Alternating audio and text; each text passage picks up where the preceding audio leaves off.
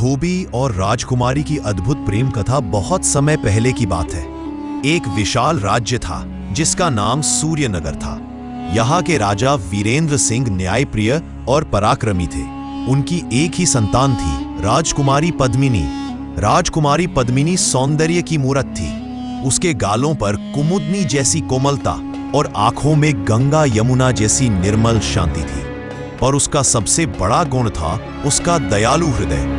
वह महल की ऊंची दीवारों में रहते हुए भी प्रजा के दुख दर्द में खुद को बांटती थी। इसी राज्य में एक गरीब धोबी रहता था जिसका नाम गंगाराम था। उसकी झोपड़ी नदी किनारे थी। वह दिन रात कपड़े धोकर किसी तरह अपना पेट पालता। उसका शरीर मजबूत था पर मन बहुत ही सरल और ईमानदार था। एक दिन वसंत ऋतु की सुबह राजकुमारी पद्मिनी अपनी सहेलियों के साथ नदी किनारे फूल चुनने और स्नान करने गई। नदी का पानी चमचमाता हुआ बह रहा था। सहेलियां हंसी ठिठोली कर रही थीं। राजकुमारी पद्मिनी ने जैसे ही नदी के किनारे कदम बढ़ाया, उसका पैर फिसल गया और वह गहरे पानी में जा गिरी। वह तैरना नहीं जानती थी। सहेलियां घबराकर चिल्लाने लगी, बचाओ, राजकुमारी डूब रही है। तभी पास ही कपड़े धो रहा गंगाराम यह शोर सुनकर दौड़ा और बिना सोचे समझे नदी में कूद पड़ा। उसने राजकुमारी को संभाला और किनारे पर ले आया। राजकुमारी खांसते खांसते होश में आई। उसने अपनी भीगी पलकें उठाईं और सामने देखा तो एक धोबी का चेहरा दिखाई दिया। पद्मिनी ने धीमी आवाज में कहा, तुमने मेरी जान बचाई है, मैं तुम्हारा ऋण कभी नहीं चुका सकती। गंगाराम ने झुककर कहा, राजकुमारी, मैंने कुछ खास नहीं किया। मेरा धर्म ही यही था कि डूबते को बचाऊं। उस दिन से राजकुमारी के मन में एक नई भावना अंकुरित हो गई। कुछ दिनों बाद राजकुमारी फिर से नदी किनारे आई। इस बार उसने जानबूझकर अपने महल की दासियों को दूर भेज दिया। गंगाराम वहां कपड़े धो रहा था। राजकुमारी बोली, धोबी, तुम्हारा नाम क्या है? गंगाराम, उसने झिझकते हुए जवाब दिया। धीरे धीरे दोनों की बातें बढ़ने लगी। कभी राजकुमारी उससे गांव वालों की मुश्किलें पूछती, कभी वह राजकुमारी को अपने बचपन की कहानियां सुनाता। पद्मिनी को गंगाराम की सादगी, ईमानदारी और निडरता बहुत भाने लगी। अब यह रोज का सिलसिला बन गया। पर राजमहल की ऊंची दीवारें कब तक इस गुप्त प्रेम को छुपा पाती? एक दिन महल की दासी ने राजा वीरेंद्र को यह खबर दे दी कि राजकुमारी नदी किनारे एक धोबी से मिलती है। राजा क्रोधित हो उठा।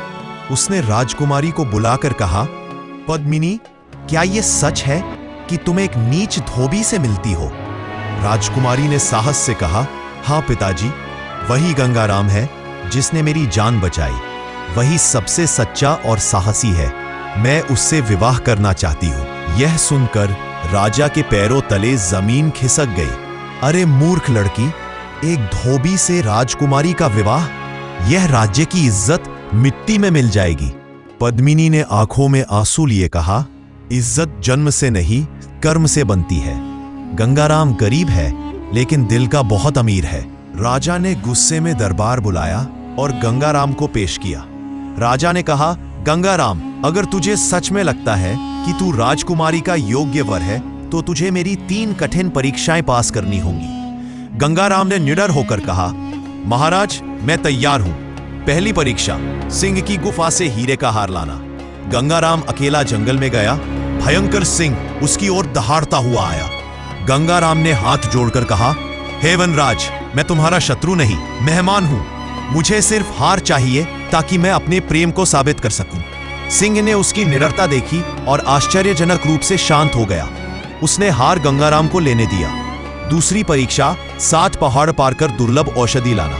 रास्ता कठिन था। गंगाराम घायल हो गया, भूखा प्यासा हो गया, पर उसने हार नहीं मानी। आखिरकार औषधि लाकर दरबार में रख दी। तीसरी परीक्षा, बिना हथियार के दुष्ट डाकुओं को हराना।